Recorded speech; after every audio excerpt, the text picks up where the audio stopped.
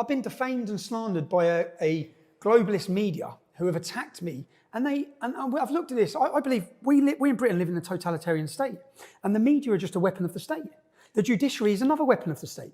And if you get in their way or you challenge them, they use any of their armory to destroy you. And that's what I experienced. And anyone, I'm happy. And do you know what? I was happy even in there. Whilst I knew, I was panicked because I knew the long-term effect of solitary confinement.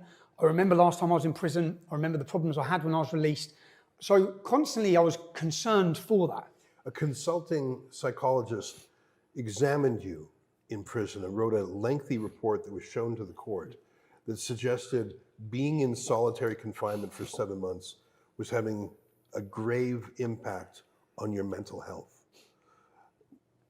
Tell me about that. And what did any prison nurses or doctors meet with you? What did they say? I've never heard of anyone other than Julian Assange spend 7 months in solitary confinement.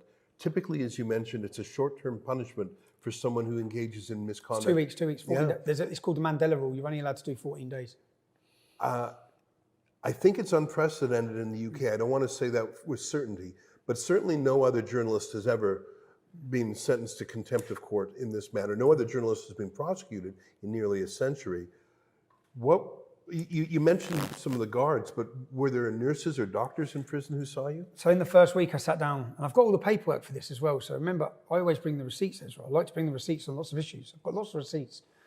But I sat down with a psychologist, and this is the first week. And then I've been taken there. I'm in solitary confinement on my own, 23.5 hours a day. I get out for 30 minutes. And I said to her, like, I understand, but you're the expert here, not me. What's this going to do to me? She said, this is going to be devastating to you. She told me that. So I said, okay. And I've got it in black and white. So I said, well, I don't want to be here. Yeah? I want to be out there. Like, as in, not even outside. I want to be outside. I don't want to be in jail. But, and in the writing, because she wrote it all down, I said, I would rather physically fight every day.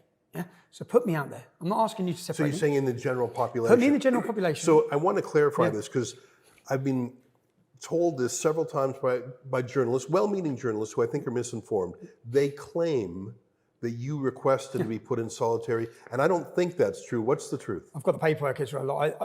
We actually fought judicial review to try and get me out of solitary, yeah? Right. So never. So it was really a tactic by the prison governor, because she didn't control the prison. The prisons are controlled by the gangs. She didn't know where to put you. They brought me from Belmarsh to Wood Hill. When they brought me to Wood Hill, which is a maximum security facility, it has a over 40% Muslim population.